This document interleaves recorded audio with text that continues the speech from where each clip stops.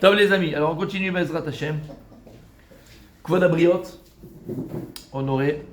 Il dit comme ça le Rav, Ushurani Shirati Midrash. Il dit, je me souviens, le Pelé Yoetz, que j'ai lu dans un Midrash, Shiraou Lechabel Ta'ani Velakum Ipanav Lirvod Hashem Itbarach. Il y a un yann, d'abord d'honorer un peu plus le pauvre,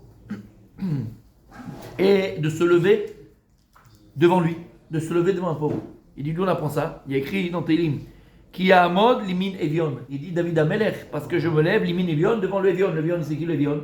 C'est dans le pauvre. Donc tu vois que dans les Télim, il dit David Amelech, Ki Amod Limin Evion, parce que je me lève, je me tiens devant le pauvre. Et il dit, le Péléouetz de là, le Midrash, il dit que c'est bien de se lever devant un pauvre. Tu savais ça? Moi non plus. Peut-être que David parlait d'un pauvre particulier qui venait lui annoncer une nouvelle ou un peu comme ça. Non, il parle en général dans le verset. Ouais, il parle en général. Alors déjà, je pense que la Torah est première, le bénéfice premier de se lever devant un pauvre, c'est que ça te remet en place. Ça travaille la gahava, ça travaille l'orgueil. Quand tu es capable, en vérité, quand on parle de pauvre, madame, on parle de pauvre au niveau pécunier. Un pauvre, quelqu'un qui n'a pas d'argent. Mais c'est quoi Ani? La Gemara dit c'est qui qu'on appelle Ani? Un pauvre, Ani Midat. Le pauvre, c'est quelqu'un pauvre d'esprit. Comment? On dit que le pauvre, il est comparé à il a un mort. Oui, ça c'est un autre Inyan, c'est vrai. Le pauvre, il connaît vraiment, exactement. Parce qu'il n'a rien. Mais là, voilà, financier, exactement. Mais là, quand on parle de Ani Midat. Alors, c'est pas l'ignorant, parce que ignorant en hébreu, c'est Amaretz. Amaretz, c'est l'ignorant. Ani Midat, c'est pas l'ignorant. Ani Midat, c'est quoi un Ani Midat? C'est-à-dire que tu peux être quelqu'un avec beaucoup d'argent, mais t'es un pauvre type. Oui. Ani Midat, c'est Mechila. Le Dat, c'est quoi le Dat? On avait dit, c'est la conscience. Quelqu'un qui a une conscience pauvre. Pauvre en valeur. En conscience. Il n'a pas conscience. Le mec, il est très riche, aucun va dire comme ça. Mais à côté de ça, il va aller dans les clubs de striptease le soir, sa femme, elle l'attend, le pauvre. Il est en train de se foutre en l'air. Ou il va au casino et tout son argent, il est en train de le dilapider. C'est pas simplement la valeur pécuniaire. Non, les valeurs. Ah, les valeurs, je parle de Mechila. Exactement. C'est la conscience. Qu'est-ce qui fait que tu as les valeurs des choses? C'est la conscience que tu as envers ces choses-là, par rapport à ces choses-là.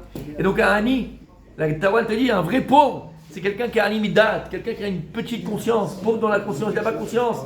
Devant lui, on se lève. Comment? Devant lui, on se lève. Non, mais ce que je veux dire, c'est quoi? Bon, la sortie d'école. Alors, ce que je veux dire par là, peut-être, hein, je ne suis pas du tout dans le rap, j'essaie de peut-être donner un autre moussard ici, mais déjà, il faut savoir c'est quoi Ani. Ani, c'est quelqu'un qui est pauvre. Pauvre, pas simplement, encore une fois, de manière pécuniaire, quelqu'un qui est pauvre dans sa Torah, qui est pauvre dans son état d'esprit, qui est pauvre dans son bitachon atzmi, dans sa confiance en soi. Quelqu'un qui est pauvre, d'accord, pauvre, c'est ça la pauvreté, quelqu'un qui est pauvre. On a dit, c'est quoi Ani dans la Torah? Ani, c'est quelqu'un qui a besoin des autres. Evion, c'est quelqu'un qui a la dalle, comme on a dit, comme le dalle. Le dalle, Evion, ils n'ont rien du tout. Le Ani, c'est quelqu'un qui gagne un peu d'argent, mais il lui manque toujours la moitié pour arriver au bout de son mois. C'est ça, Ani. Et là, c'est pareil. Ani, c'est quelqu'un, il a un petit peu, ça, il est là, il vit, mais avant, chasserlo, bitachon atzmi, il manque de confiance en soi. Chasserlo, simchat chaim, il lui manque, il a des manques. Il manque tout. Pas tout, il lui manque. Il a toujours la moitié. Un peu de tout. Ou de ceci ou de cela. On peut être Ani que dans un côté, que dans une sorte de valeur. Il te manque de la valeur dans cette chose-là. Et le travail de chacun, c'est quoi la mode? C'est pas la koum, il n'y a pas écrit la koum. Pas écrit te lever. La mode. C'est quoi le lien de la mode? C'est que tu dois venir et l'aider. Tu vas venir. L'itmor, et encore une fois, l'itmor, c'est l'abdavka par l'argent. Oui. Voilà. C'est que, on va le voir, Bezoshem par Tazia Metzora, c'est une grande. Ce Inyan-là par rapport aux lépreux et par rapport à la maison. Tazia Metzora, ce Inyan-là. De ne pas laisser l'autre dans sa pauvreté. Pauvreté d'esprit. El Ben Shinecha, là, on a marqué ça. Montre-tu dents blanches à El Ben Shinecha. Oui, mais je vois. Ouais, bien sûr. C'est pas avec l'argent, c'est. Exactement. Un beau sourire. Un beau sourire, exactement. C'est le.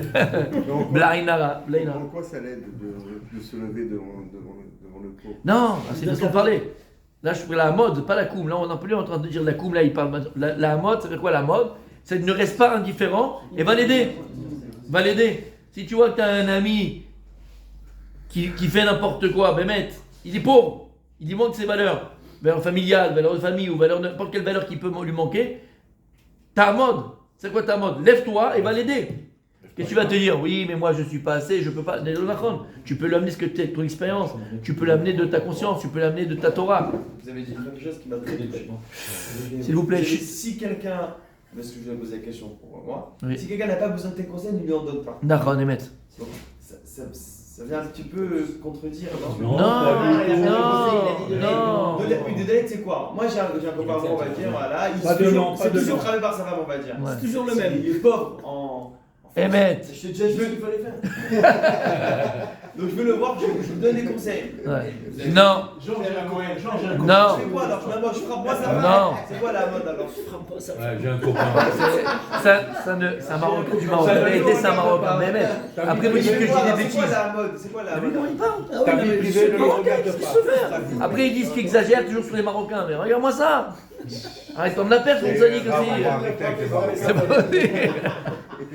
Alors, Il y a des circonstances. C'est vraiment une bien fait. Mais est-ce qu'on doit l'aider?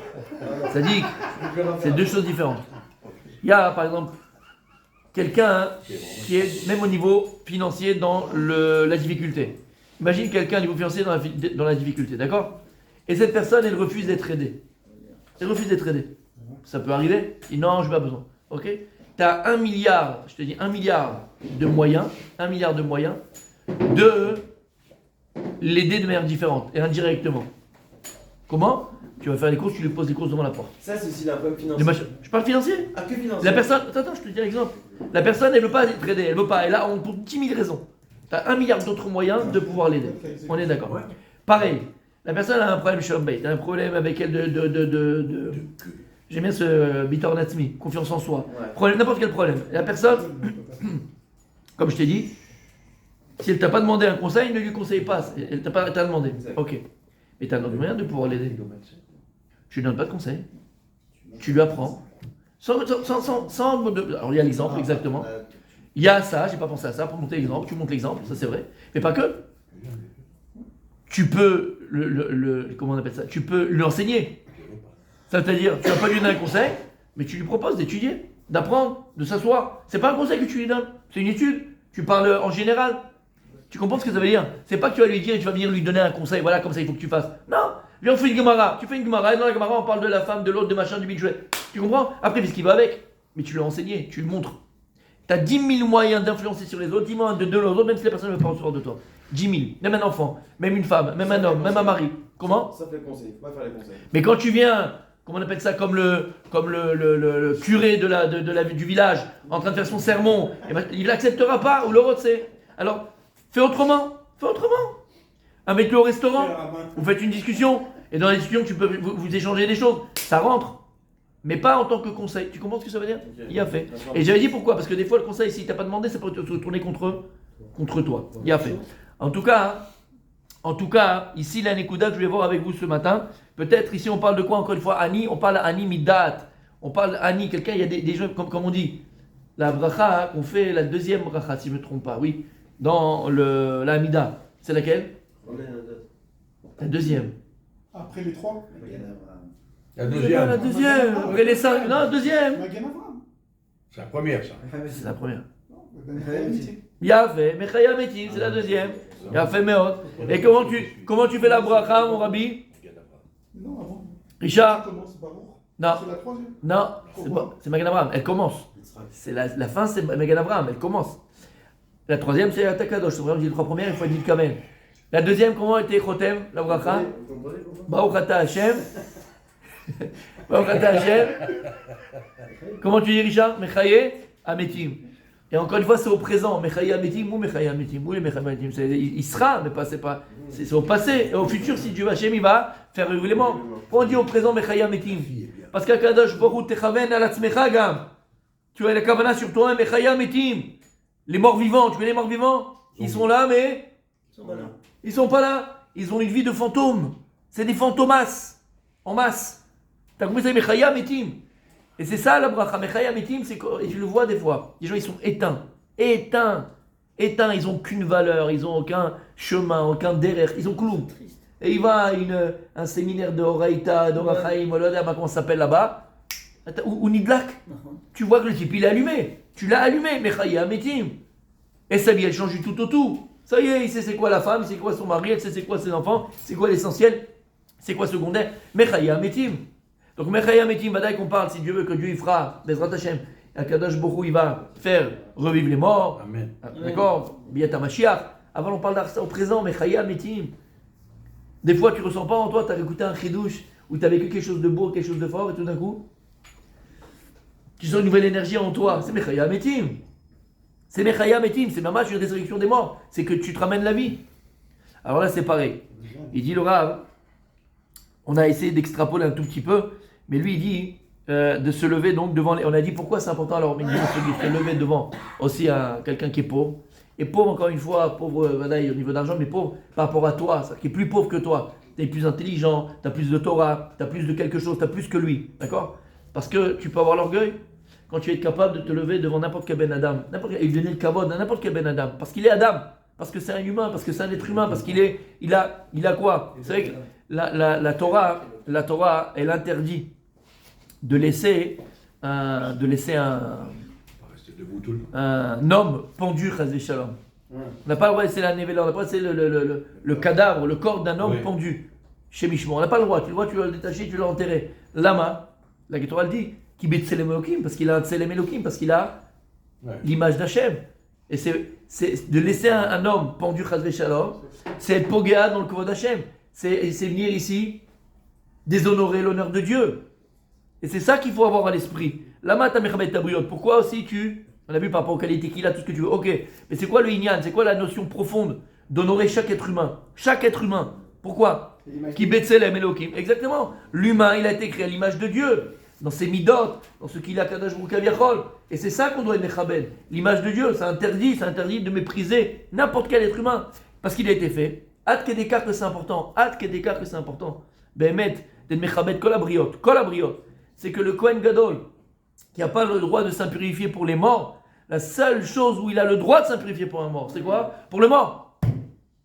S'il trouve un mort sur le chemin, personne d'autre pour enterrer le mort, il se doit, c'est une mitzvah qu'il a, d'enterrer le mort. Il n'a pas le droit de s'impurifier. Alors comment c'est possible? Mais voilà, qu'il ait un mitzvah, c'est sa mitzvah ici. C'est ça que Dieu lui demande de faire. Comment? Il se purifie en faisant ça. Non, il se purifie, il s'impurifie. Aval, Cohen, plus personne. Kohen Gadol, qui a vient de dire, il n'a pas le droit de s'impurifier pour les morts, un Kohen, il n'a pas le droit à saut. Ouais. Il trouve un mort sur le chemin, il a une mitzvah, il se doit de l'enterrer. Lama, pourquoi c'est l'âme important? Il est impur. Il fera le processus. Aval, bien sûr qu'il sera impur. Aval, il se doit, c'est la mitzvah qu'il a. Lama, voix d'abriot. L'honneur de l'être humain. Il faut honorer l'être humain. Et tu vois que ça, c'est quelque chose d'ailleurs d'universel. Même dans les guerres entre deux pays, on se passe les corps, d'accord, pour qu'ils aient une sépulture. Normalement, non, bien sûr, à part nos ennemis qui sont peut-être pas dans la race humaine, parce que c'est pas des ennemis. c'est exactement. Ça, c'est quelque chose de très universel, de très basique. L'être humain, le kvod abriot. Et donc, ici, il dit le Rav,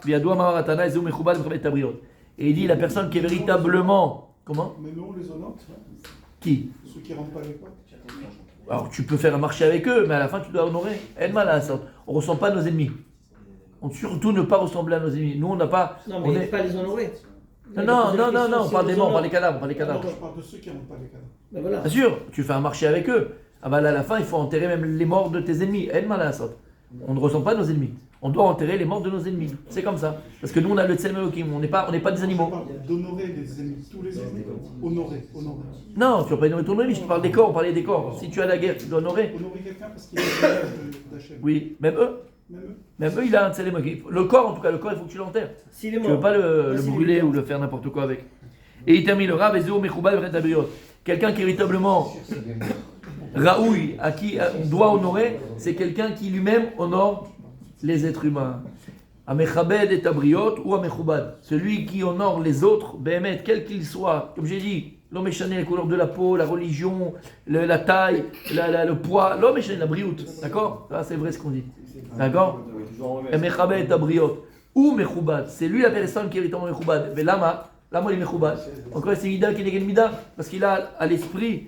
Il a l'esprit, la conscience de le Tselem Elokim, du Tselem Elokim qui se trouve dans chacun, de cette image de Dieu qui se trouve dans chaque créature et chaque création de Dieu. Continue demain, Bezrat Hashem. חזק וברוך.